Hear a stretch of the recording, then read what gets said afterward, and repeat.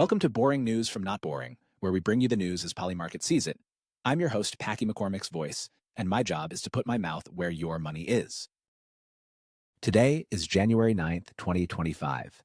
Speculation surrounds Donald Trump's potential executive orders on his return to office in 2025, with Polymarket showing around 42% probability of fewer than 10 orders on day one and a trading volume of around $14,000.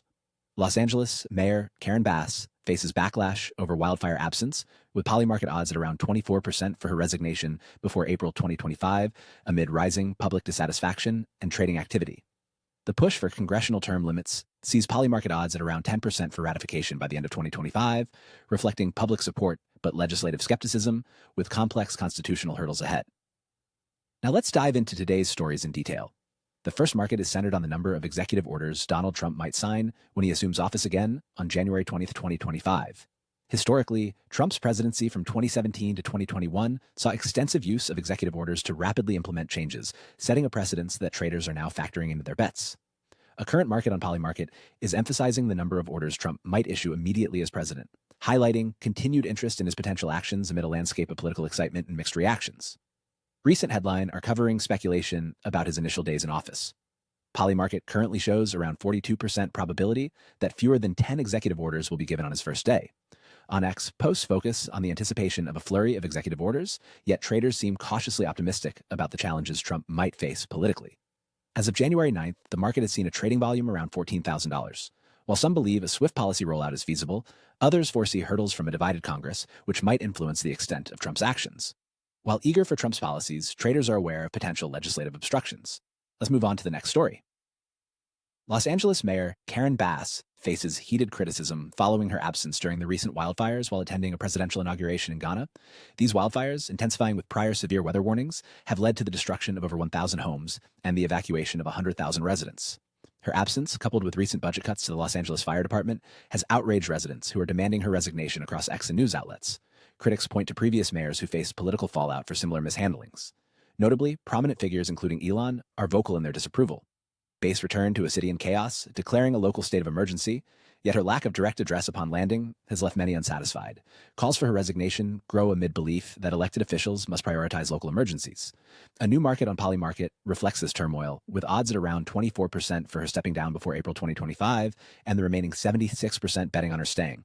Significant volume indicates high activity in betting after scrutiny intensified. Bass's leadership now stands at crossroads, with potential for either resignation or strengthened resolve under scrutiny. The evolving situation could prompt broader discussions on political accountability and emergency response. As public dissatisfaction mounts, leadership's direction may permanently reshape Los Angeles governance. Let's move on to the next story.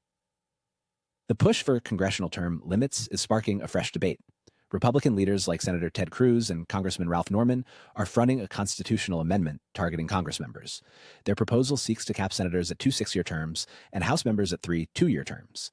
Amidst growing public support and historical attempts dating back to the 1940s, this movement aims to curtail career politicians and address their influence. Despite the over 87% approval rating among voters, the market reflects skepticism toward its passage due to the complexities of amending the Constitution. Similar reform efforts have consistently faced hurdles since the 1995 Supreme Court ruling mandated constitutional amendments for such changes. The timing coincides with the 119th Congress opening under Republican control, prompting renewed discussions on the issue.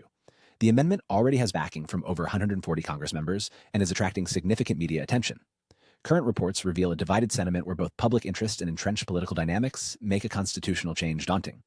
On Polymarket, trading is actively reflecting these uncertainties, with odds pegged at around 10% in favor of the amendment being ratified by the end of 2025. Posts on X and various news outlets echo doubts about lawmakers' willingness to limit their own terms.